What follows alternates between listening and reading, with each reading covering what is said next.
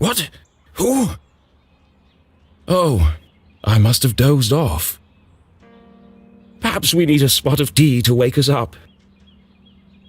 What do you say, Rufus?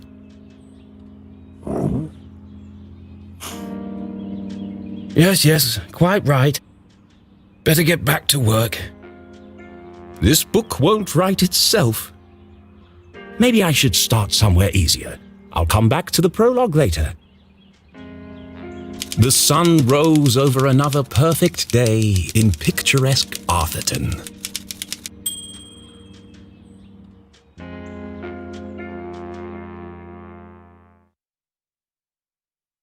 To the casual observer, Arthurton seemed like any other small, quiet town. It was nestled in a valley between two mountains, lined by lustrous forests, and perched on the edge of a pristine lake.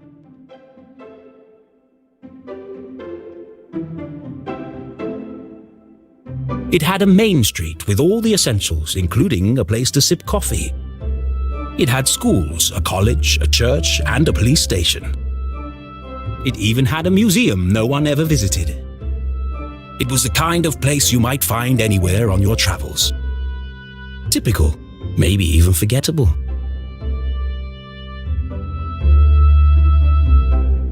But there was one thing in Arthurton that was unlike any other town in the whole world. Actually, it was a girl. Her name was Jenny Leclue, and she was the world's greatest detective.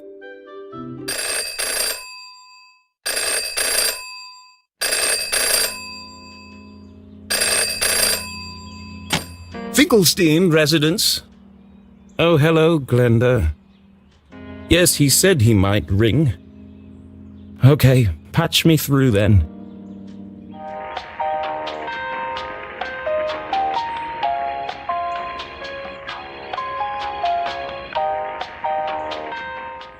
Richard? Yes, I got it. I did, and my answer is no.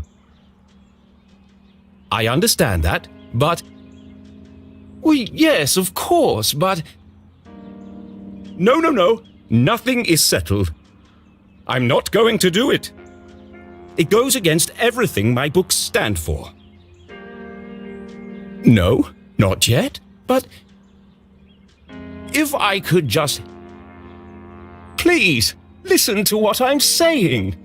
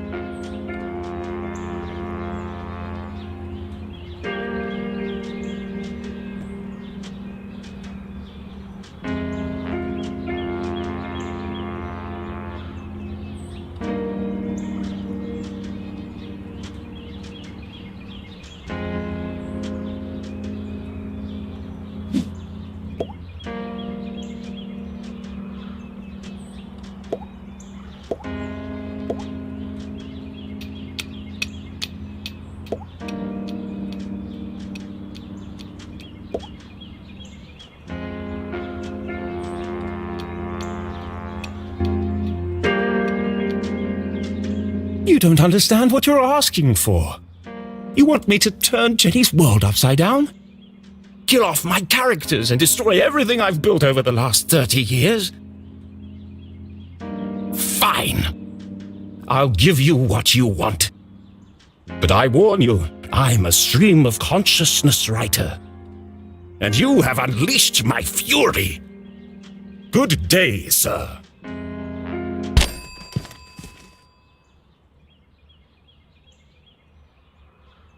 Boring? Predictable? Pah! Well, if it's murder they want, it's murder they'll get.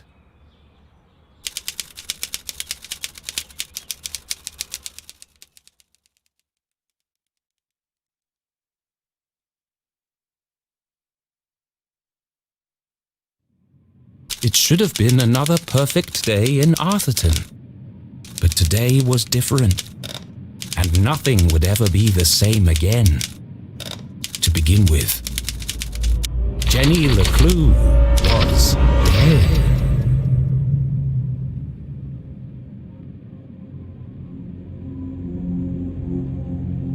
Her skin was pale, her eyes glassy and frozen. What cruel fate had befallen our beloved detective?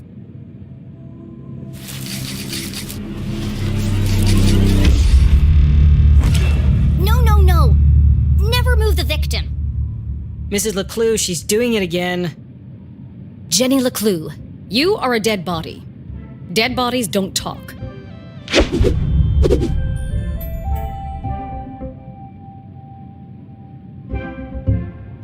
But he's doing it wrong! As wonderful as it would be if all cadavers were so talkative, we must deduce the cause of death without their help. With only the evidence laid before us, we build a picture from the fragments left behind. We collect clues, interpret the data, and solve our puzzle one piece at a time, until it feels as if the victim is speaking to us. But Jenny is right, Jonathan. You mustn't disturb the crime scene. Vital evidence could be lost. Sorry, Mrs. Leclue. Okay, you've all had a chance to study the body? Who can postulate how she met her demise? Ooh! Me! I think it was an accident. Yeah, she obviously wasn't looking where she was going So she slipped on the wet floor, and cracked her head open. Like an egg. and then she bled to death. Really? How can you tell? Well, there's a giant pool of blood around her head. Yeah, I know. I was being sarcastic. Oh. Actually, you're both wrong. What? It was cold-blooded murder. Murder? Don't be ridiculous. Where's the murder weapon? There's no evidence anyone else was even here. Oh, yes, there is. It was murder, and I can prove it.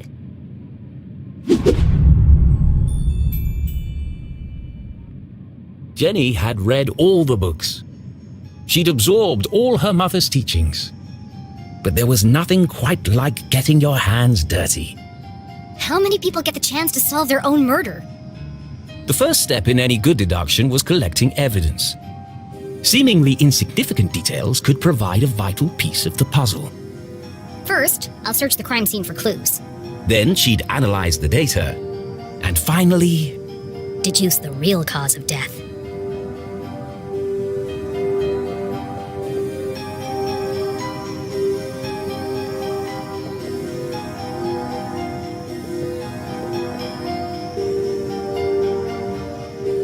The victim has a green smudge on her lips. It's not lipstick.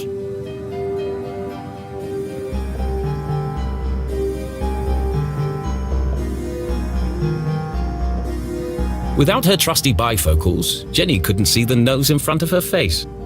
They were her window to the world and the lens through which she focused her keen detective vision. It wasn't Jenny's style to wear accessories, but this hair clip was the exception. Its function as a lockpick had saved Jenny from a long night trapped in her school locker. She'd worn it ever since.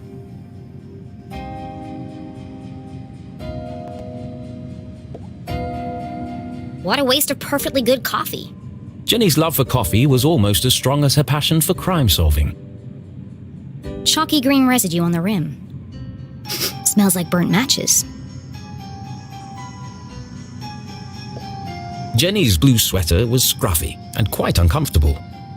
But her grandmother had knitted it, and so it was her favorite.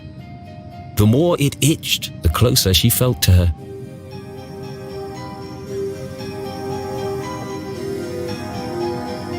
Approximately 8 sizes too big,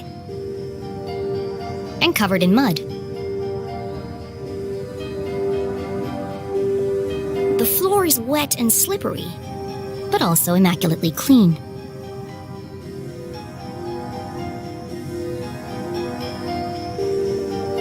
There's no doubt the victim lost a lot of blood. I've seen enough. Time to wrap this case up. Jenny was a meticulous record keeper, noting every relevant clue in her trusty journal. A great detective knew that solving a mystery was simply a matter of connecting the dots. I'm certain this wasn't a mere accident. Now I just need to prove it. How do I know the victim didn't slip?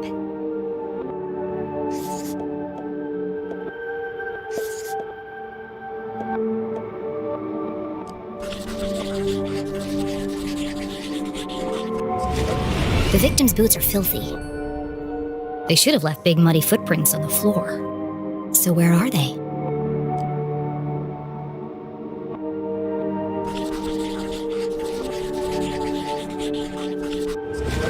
Either someone washed away her footprints, Or she was carried here.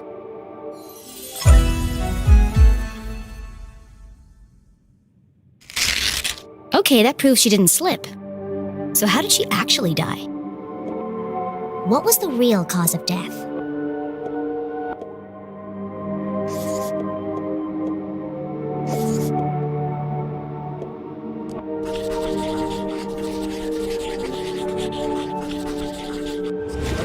There's a green residue in the bottom of the victim's coffee cup.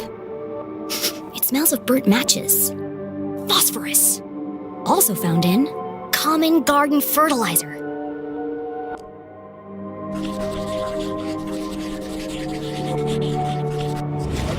The same green mark is on the victim's lips.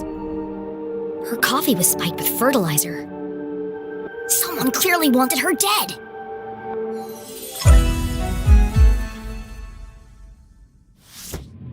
Ah, the case of the dead lab assistant. Gone before her time. Was it poison? Yes. A blow to the head? Yes. An accident? Certainly not. No footprints in an unshattered mug? She was killed somewhere else and carried here. This is the story of a scorned ex-lover. Jenny? The gardener enacting his revenge. Jenny! A deadly brew of fertilizer and caffeine coursing through the veins. That's quite enough, thank you. What happens to the gardener? Is this gonna be on the test? Remember, class, even the smartest criminals make mistakes. This is how we catch a killer. But what's the point of all this? Yeah, there hasn't been a murder in Arthurton in years. Every town has a dark side, even Arthurton. By doubting, we are led to question. And by questioning, we arrive at the truth. Okay, that's all for today. Don't forget, next class is our field trip to the morgue. So have a light lunch.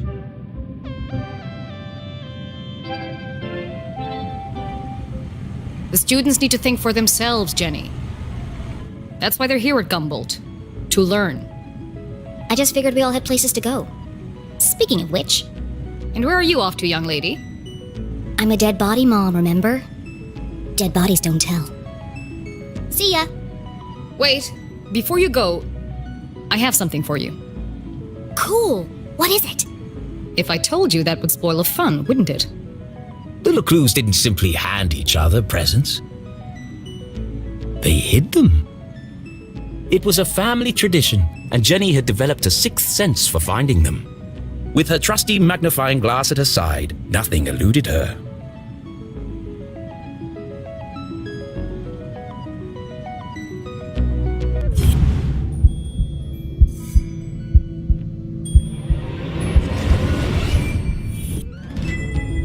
A new journal! To Jenny, there was nothing better than the aroma of a fresh leather notebook. It smelled like mystery. Without missing a beat, she did what any detective worth their salt would do. She decorated it.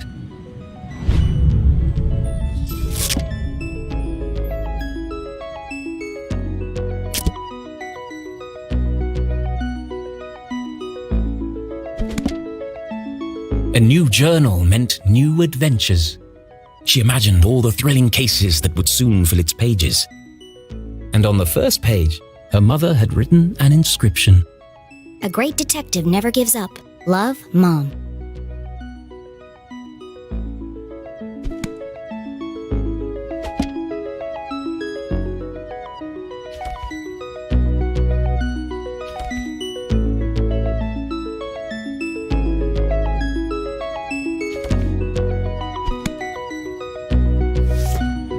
I love it. Thanks, Mom. Jenny, I wanted to talk about, to say, Somewhere in the back of Jenny's highly caffeinated brain, an alarm bell was ringing. Her mum was hesitating. What could be causing her to act so out of character?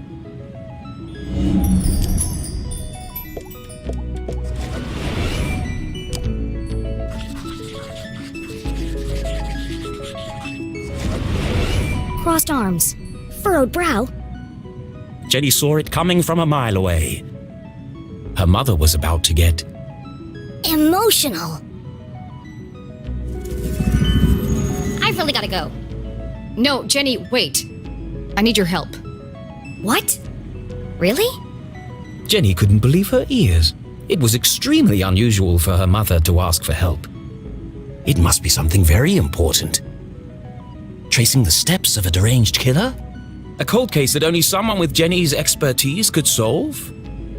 I've misplaced the students' essays on decapitation. See if you can find them for me before you leave. I have to run. Wow, the case of the misplaced papers. Are you sure you want to trust me with such a complex task? I have no doubt you'll be able to find them. They're around here somewhere. Jenny was unsure if her mother was unable to detect sarcasm or just really good at ignoring it.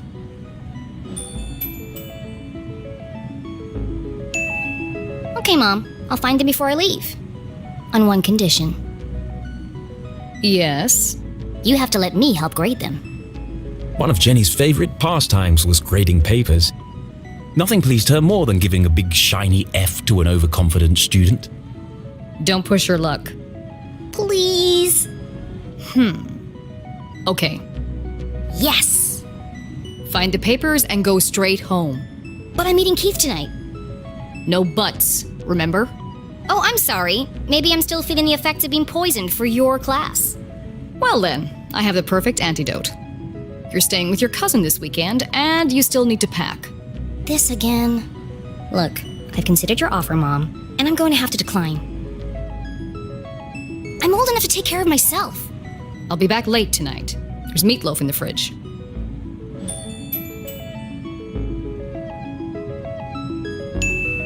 Late again? What are you up to? Jenny Leclue, it's been a difficult week. Could you please just do what you're told for once and stop asking questions? Fine. And try to stay out of trouble. When do I ever get into trouble?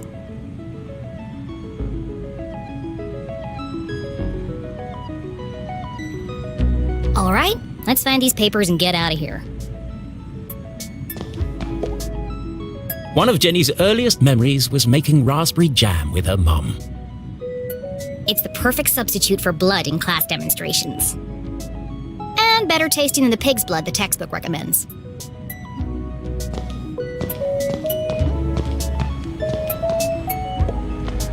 Looking rather trim today, Ethan. New diet? What's the matter? Lost your funny bone?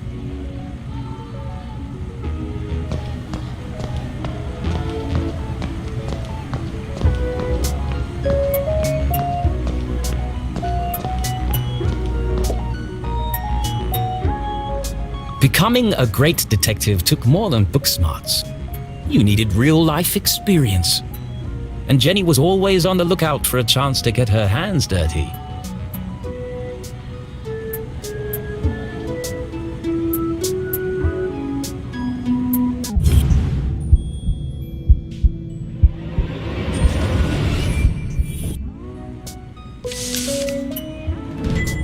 It's one of the students' term papers. You can tell by the terrible handwriting and erroneous conclusions. Mom must have put them behind the chalkboard.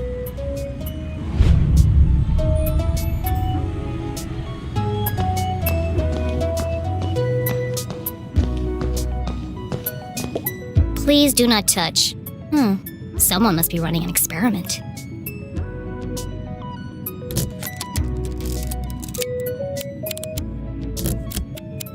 Gross. Pretty soon it's gonna sprout legs.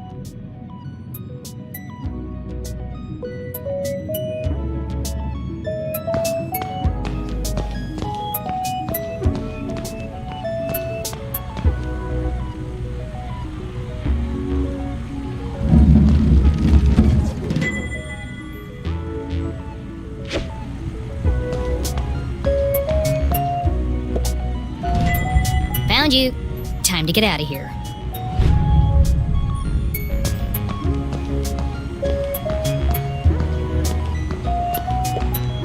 Jenny looked around the room one last time. Was she ready to leave?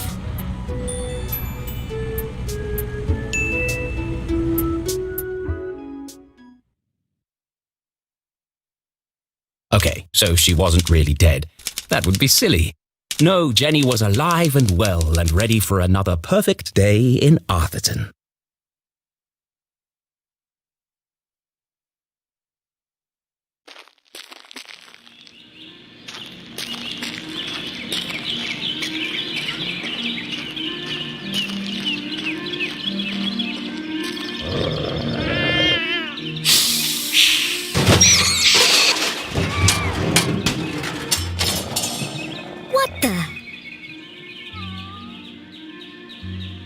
What a mess. I should investigate.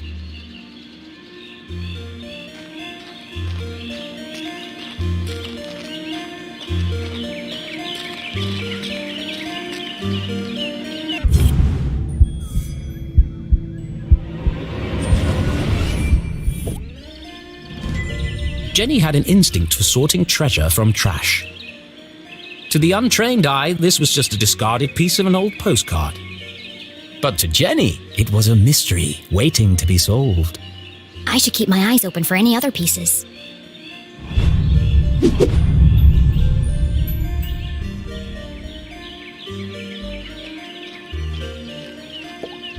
The notice board was awash with flyers, personal ads, and the occasional piece of gum.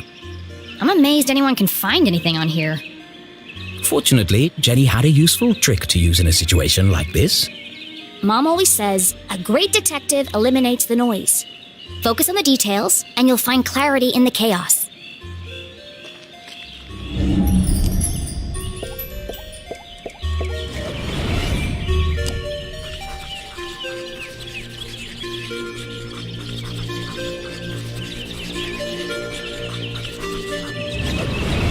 I wonder if anyone else reads this junk. Hold on. What's this? Oh no, they've extended curfew hours again. 9 p.m. to sunrise? That's ridiculous. But necessary. Power outages had become a regular occurrence in town. It was dangerous to be wandering around after dark. It won't be long before we need a permit to go out at all.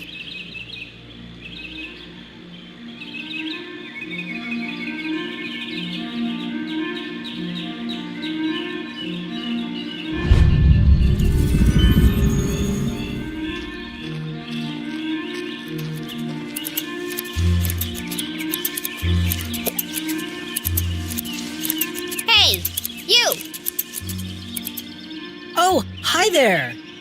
What are you doing back there? Well, I was pruning, but then I discovered this cerulean bugberry bush. Discovered? These bushes are all over Arthurton. Actually, this is an incredibly rare bloom. There's nothing rare about Arthurton. I beg to differ. Arthurton has many beautiful and exotic plants. Really? Like what? Mushrooms with eyes that glow in the dark, berries that emit a bioluminescent mist, and flowers with nectar as sticky as superglue. Where? I've never seen any of those things. Well, believe me, they do exist. I've had the pleasure of seeing them up close. That's one of the privileges of working for Dean Stroudsbury in his greenhouse. Anyway, I should get back to work. I want everything to be perfect for the Dean's retirement celebration.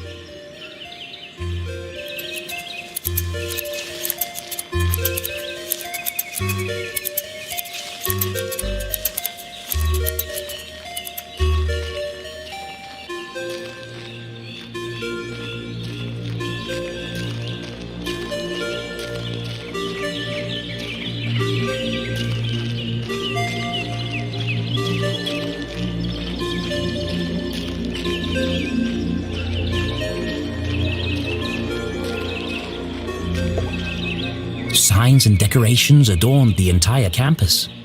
A party to celebrate the Dean's impending retirement.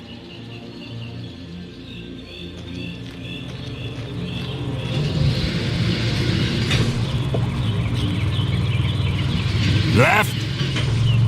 Left! I said left, damn it! What part of left are you having trouble with? My left or your left?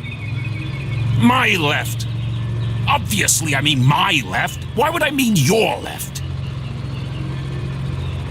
So you want me to move it the other way? Yes, nothing would make me happier. If you're not careful, we're gonna have Braun's brains all over the floor. They seem busy. I should probably lead them to it.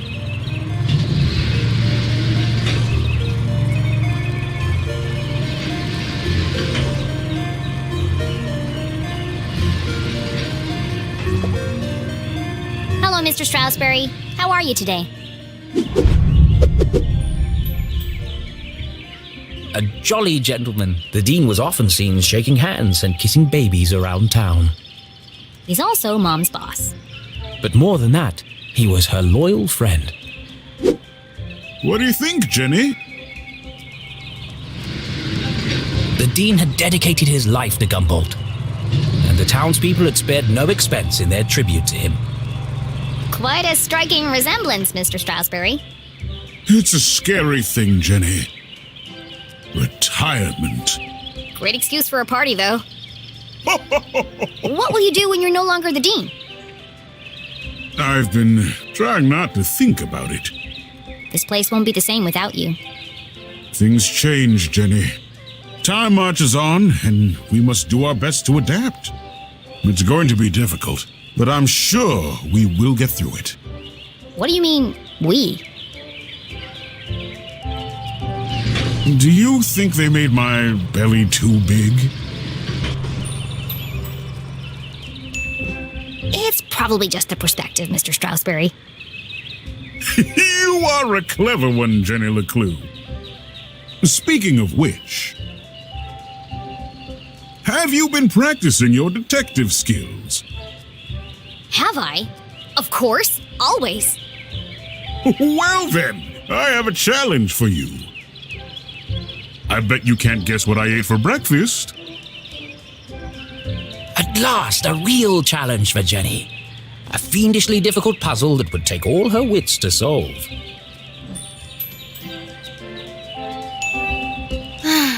Well, okay. Anything for you, Mr. Strasberry. Oh, how wonderful. But first, I need to ask you a few questions.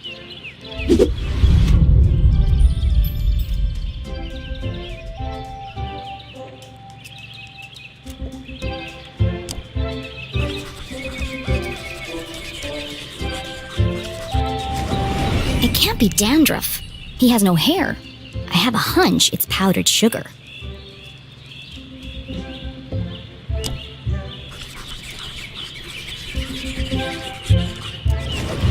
The Dean was a big fan of the Gumboldt moonbeams, and not just because his son was a prominent figure on the team. Well, a bench warmer anyway.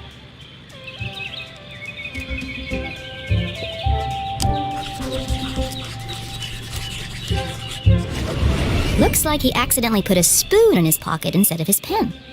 It's got a coffee stain on it.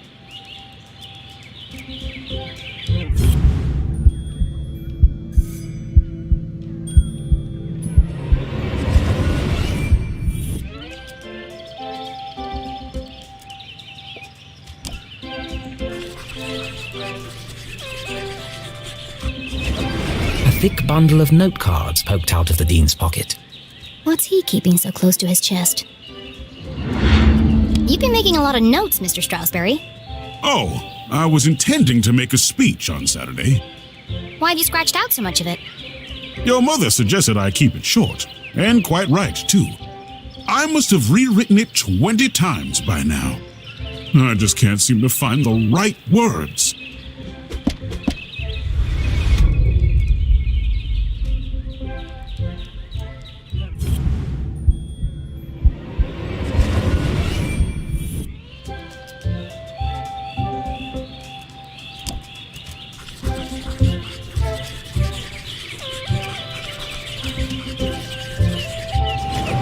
The Dean didn't button his shirt properly. It looks like a bloodstain, but the seeds indicate otherwise.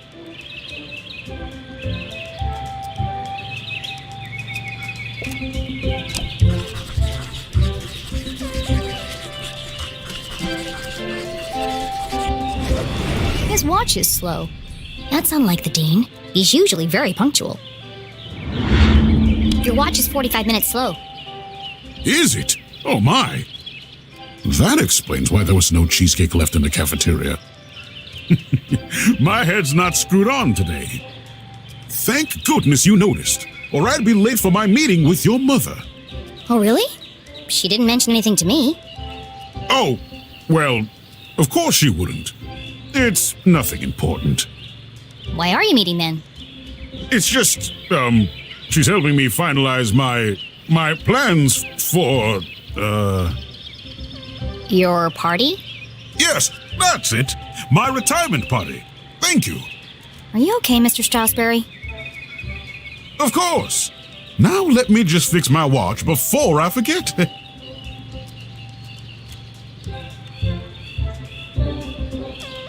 Now, where were we?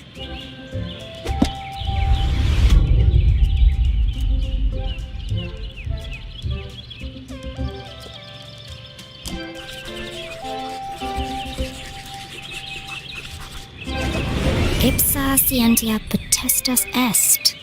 Looks like Latin. Your ring sure looks old. It was made for my grandfather. He passed it down to my father, who passed it down to me. And when the time comes, I'll pass it on to my son. The Strasberry family had been champions of education for generations. What does the inscription mean? Knowledge itself is power. The inquisitive spirit is a mighty thing, Jenny. And nothing is as important as the truth.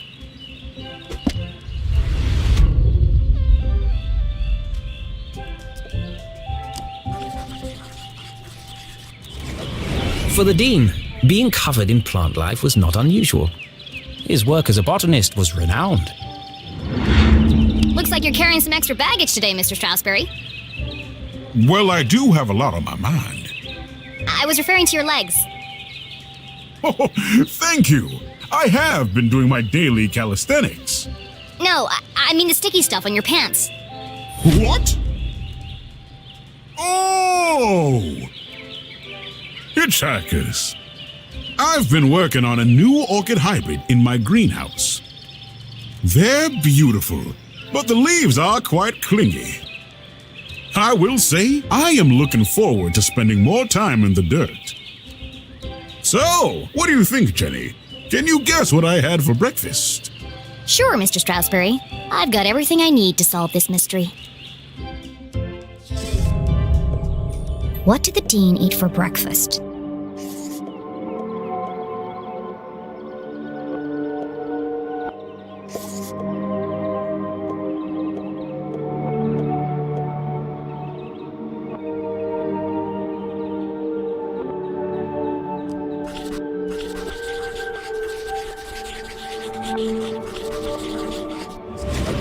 Jam on his shirt and powdered sugar on his tie. The evidence points strongly to the Dean's breakfast consisting of 1, maybe 2 donuts.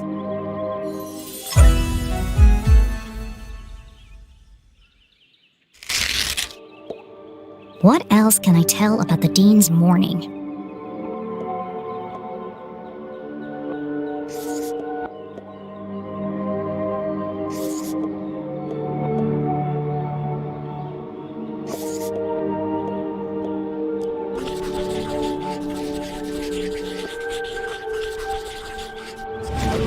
The Dean had neglected to wind his pocket watch, the act of a distracted man. This resulted in his whole routine being thrown off, which might explain why he has a spoon in his pocket instead of a pen.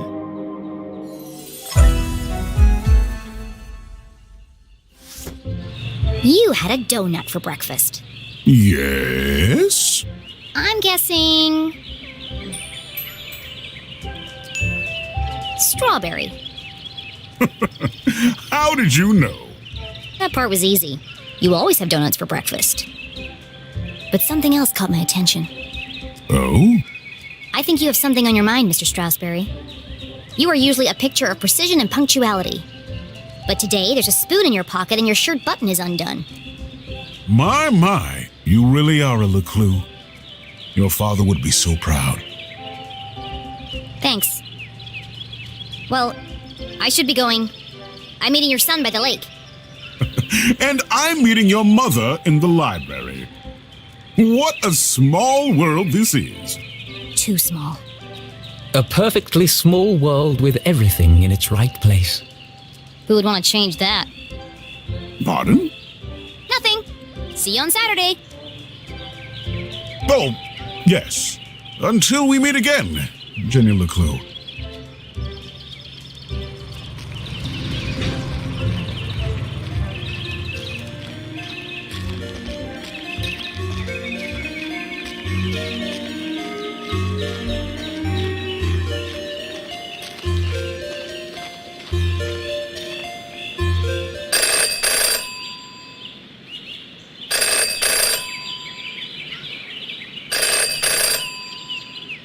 Well, that's not creepy at all.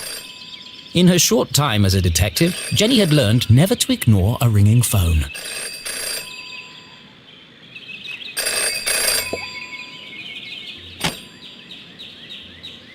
Hello?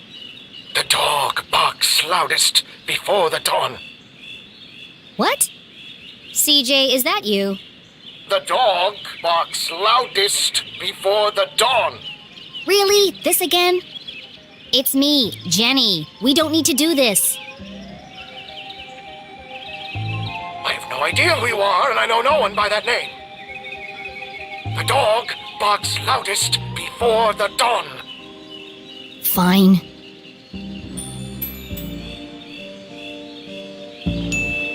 The early bird can't catch the lazy worm. Good. The wind blows strongly from the east.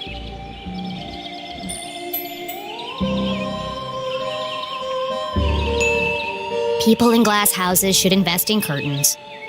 Excellent. The evening sky is full of fireflies. The absent-minded goldfish swims into the blender. Ah! Jenny, it is you! Of course it is! I need to meet with you right away. Okay. Where do you want to meet? This place will do. Everyone in town knew that CJ was mad, even dangerous. He's not dangerous. He just doesn't accept things at face value. Sure, he's a bit fixated on extraterrestrials, but at least he's passionate about something. CJ and Jenny certainly indulged each other's obsessions. But most of all, CJ treated Jenny like a colleague. And not a little kid. CJ, why did we go through all that if you're right here? Can't be too careful. Are you sure you weren't followed?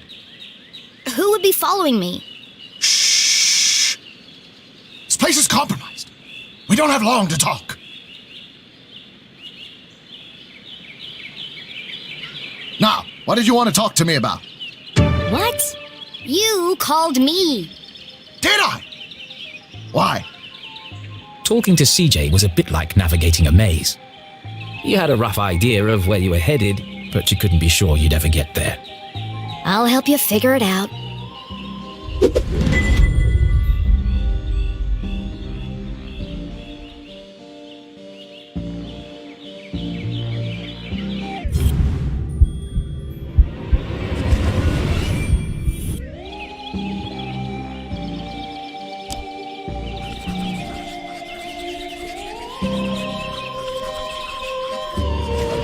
I knew he was hiding something. A compass with strange symbols where the cardinal direction should be. Looks broken. Where did you get that compass? Ah, you spotted it. I knew you would. It belonged to my father. He left it to me to find the truth. You're not going to find anything with that. The needle is wandering all over the place. A bit like you. It's searching For what? for them. It's this town, Jenny. It's Arthurton. They're here, among us, and this proves it. Or it could just be broken. Could be. I guess we'll never know.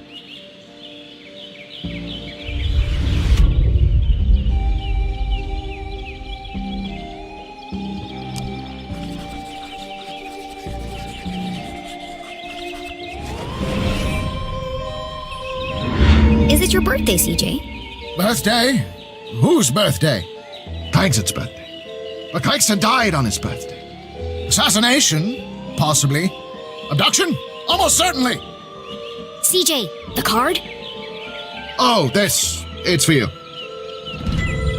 Impossible shot. Died instantly.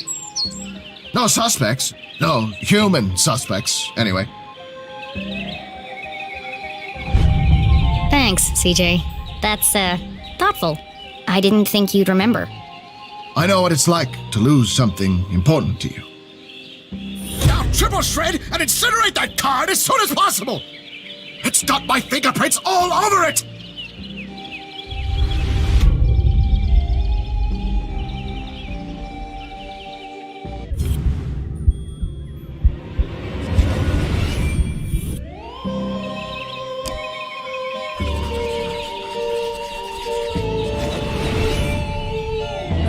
What's that sticking out of your sock? Ah! That's what I wanted to talk to you about. I intercepted a secret message. Classified intel. It's proof, Jenny. It's happening again. It's time for us to join the fight. This doesn't look like the kind of pamphlet he usually makes. It's being professionally printed. Could CJ finally be onto something?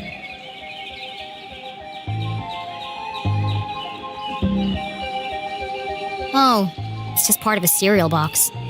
A cereal box from another space-time continuum? Nope, just a regular cereal box. It's an ad for a toy. But why? Why would it just be lying there in the trash?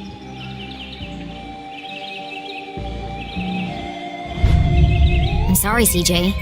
There are still great mysteries out there to solve, but this isn't one of them. So what's the plan now? Library. Research. Very important. Very hush-hush. They let you back in? Not yet. But I've got this hat now. It wasn't your head that needed covering. No, for disguise. I know, CJ. What is it this time? More UFOs? Radio wave mind control? A globally connected communication network used exclusively to view pictures of cats? Jenny, you sound crazy. I'm just preparing my defense for the hearing. Is this because you tried to hypnotize Mrs. Brown's prize poodle? No, that was last week. It's because I peed in the water tower. CJ, that's gross. And this is the thanks I get for saving everyone from the mind control chemicals. Well, I guess I'll see you later then. But CJ was gone. CJ, I know you're standing behind the phone booth. I just watched you walk over there. No, I'm not. Okay then, bye. See you later.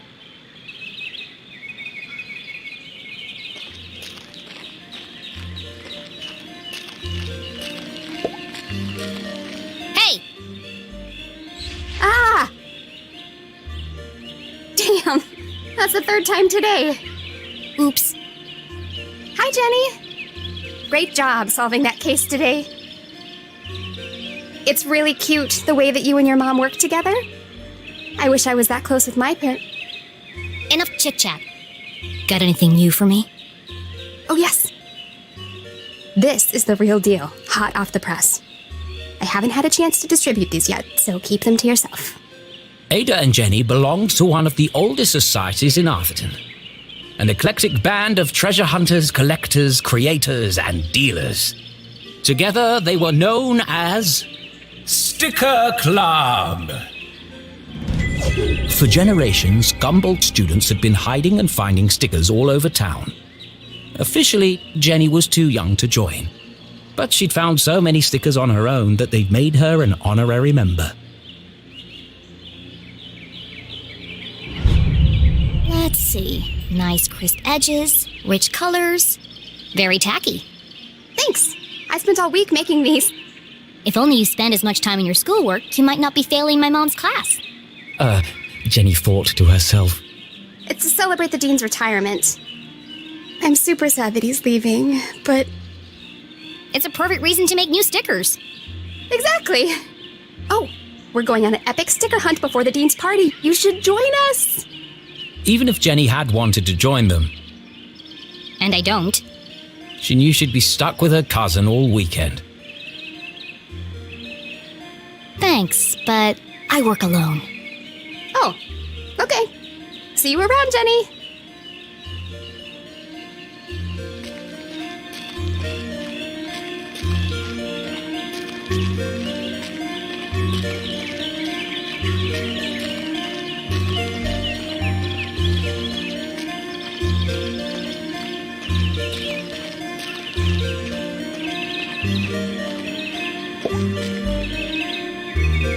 Lake Nowhere, 1 mile.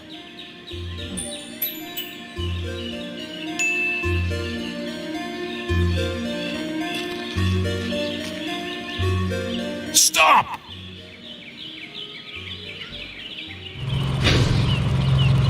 Perfect. Hold it right there. Okay, let her go.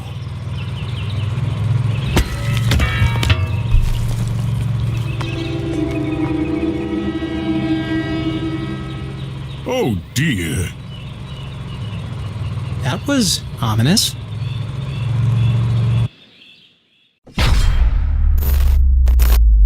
Kiss my ass.